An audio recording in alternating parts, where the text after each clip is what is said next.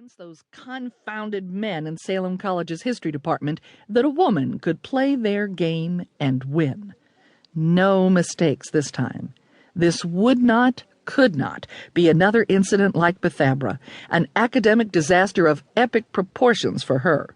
She, who always triple-checked things, had missed a critical bit of information that sent an entire archaeological crew on a fruitless dig in the old Moravian village outside Salem, North Carolina.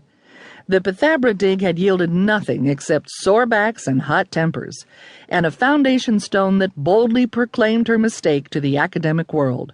1933. Not a 1753 site, as she'd insisted it would be. Getz's blunder, they called it, when they thought she wasn't listening. She would succeed this time. The endless hours she'd spent squinting at ink-spotted diaries and faded antiquarian maps were about to bring her the recognition that she'd waited far too many years to receive. It was her turn. Her turn, mind you. A glance at the hand-hewn clock assured her that if she left in the next minute, she would arrive at church in plenty of time to choose a seat to her liking for the Christmas Eve vigil. Stepping outside, she ventured down the steep brick steps, then hurried toward the church 1 block away.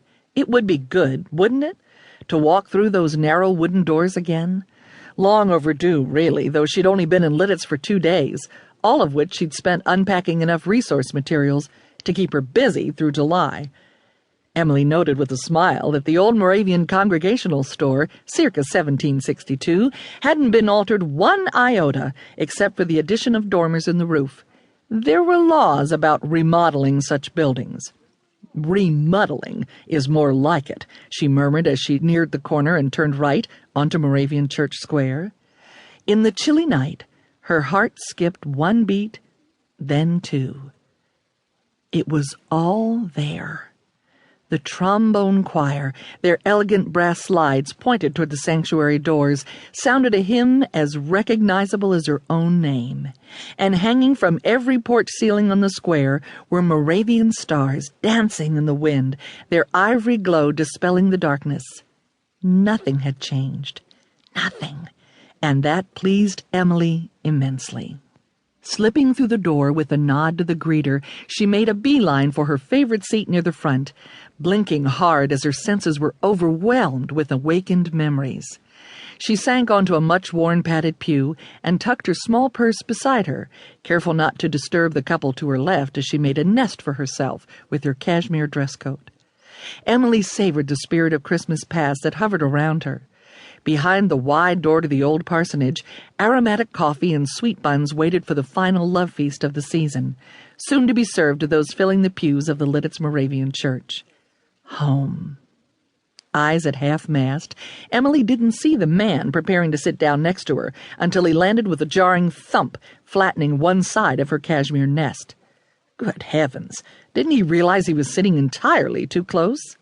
She shifted to the left and tugged at her coat sleeve. The black jeans plastered on top of it were the sorriest excuse for Christmas attire she'd ever witnessed. Obviously not a Lidditz man. "Sir, if you would, please. You're sitting on my—" "Really? No kidding." His full-volume growl had young and old in a 3-pew circumference, turning to see who was disturbing the peace. Emilie's gaze joined theirs and found a man with impossibly short hair, enormous eyes with brows covering half his face, and a 5 o'clock shadow that darkened his chin line to a slovenly shade of black. Before she could stop herself, Emilie grimaced. Ick! A lazy smile stretched across the field of dark stubble, at which point his narrow top lip disappeared completely. "Sorry, miss." He leaned slightly away from her, keeping his eyes trained on hers as he released her coat. "My mistake."